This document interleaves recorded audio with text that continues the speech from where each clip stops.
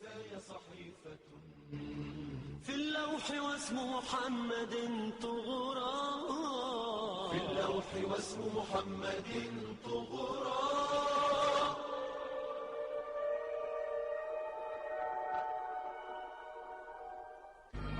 الحمد لله رب العالمين وصلواته على سيدنا محمد وآلہ وصحبہ اجمعین. رسول کریم صلی اللہ علیہ وسلم کی حیات طیبہ، آپ کی سیرت اطہر اور سوانح اقدس کے آغاز میں آپ کے پاک شجرہ نسب کا ذکر بھی ضروری ہے. محمد صلی اللہ علیہ وسلم ابن عبداللہ ابن عبد المطلب ابن ہاشم ابن عبد مناف ابن قصی ابن کلاب ابن مرت ابن کعب ابن لوئی ابن غالب ابن فہر ابن مالک ابن نضر ابن کنانہ سے ہوتے ہوئے عدنان تک، اور پھر کئی واسطوں کے بعد آپ کا شجرہ پاک سیدنا اسماعیل علیہ السلام ابن سیدنا ابراہیم خلیل الرحمن علیہ السلام تک پہنچتا ہے. کہتے ہیں ہاشم ابن عبد مناف ایک بہادر اور سخی اور وجیح انسان تھے. وہ زمانہ شباب سے قوم کے پسندیدہ تھے. وہ تجارت کیا کرتے تھے اپنے بھائیوں کی طرح. انہی کی شخصیت تھی کہ مکہ ایک چھوٹے شہر سے بہت بڑے تجارتی شہر کی حیثیت اختیار کر گیا. ہاں، یہ ان کی شخصیت تھی. ہاشم کی ایک دفعہ اتفاقاً ہوئی رومی بادشاہ سے بات چیت. وہی تو تھے سبب ایک کہ قبیلہ قریش کو قیصر نے گزرنے کی اجازت دیتی تجارت کی غرض سے مملکت روم سے. وہ عظیم انسان تھے.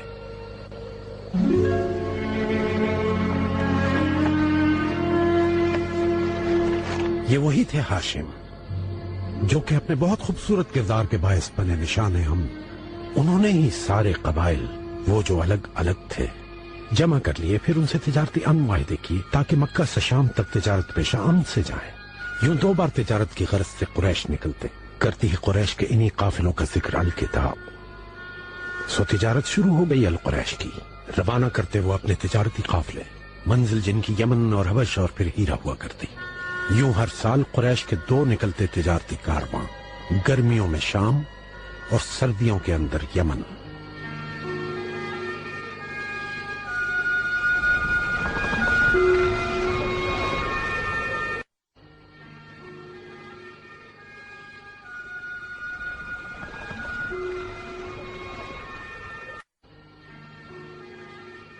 الہاشم کی شادی ہوئی مکہ مکرمہ میں. ان کے 3 بیٹوں کے نام یہ ہیں: نطلہ، ابا سیفی اور اسد. وہ تجارت کی غرض سے جا رہے تھے ایک بار شام. میان سفر وہ ایک بار شہر یثرب ٹھہرے اور عمرو بن زید سردار خزرج کی ہمشیرہ سلمہ کو لے لیا اپنے نکاح میں. ان کے ہاں پیدا ہوئے شیبہ ابن ہاشم، اور پھر وہ غزہ چلے گئے اور وہیں ان کا وصال ہوا اور وہیں دفن ہے. اس پر تمام مکہ دکھی ہو گیا تھا. اور شیبہ یوں اپنے بلوغ کی عمر تک والدہ کے ساتھ یثرب ہی میں رکے رہے. اور پھر المطلب اپنے بھائی ہاشم کے بیٹے شیبہ کو یثرب سے مکہ لے آئے. المطلب کے ساتھ جب اس نوجوان شیبہ کو دیکھا تو مکہ والوں نے اسے عبد المطلب کہا.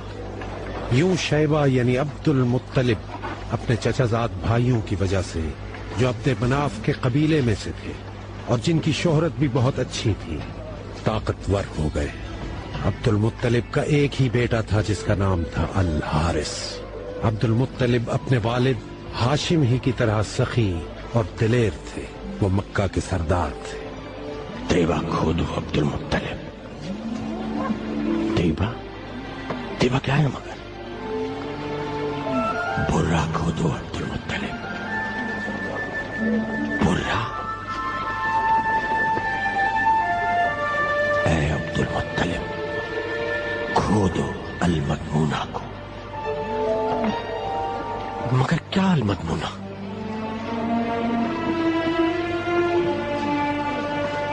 اے رب البیت، میں نے یہ جو سنا ذرا سمجھا. کھودو زمزم کا کنواں. زمزم؟ وہ مگر کیا زمزم؟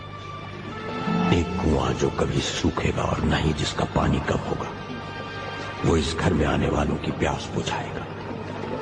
وہ ان دو مقامات کے درمیان واقع ہے جہاں قربانی دی جاتی ہے، جہاں کوا چونچ مارتا ہے۔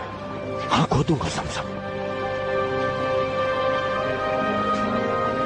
یا حارث، ذرا آؤ چلو میرے ساتھ، وہ کنواں کھودیں گے زمزم کا مل کر، نشانی ہے جو ہماری ماں ہاجر اور ہمارے باپ اسماعیل تھی۔ آؤ میرے ساتھ۔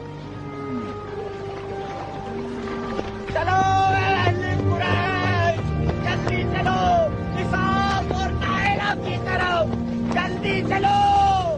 اے المغیرہ، کہاں ہو تم؟ جلدی آؤ۔ کیا ماجرا ہے امیہ؟ ارے عبد المطلب اسحاق اور نائلہ کے درمیان ایک کنواں کھود رہا ہے۔ ارے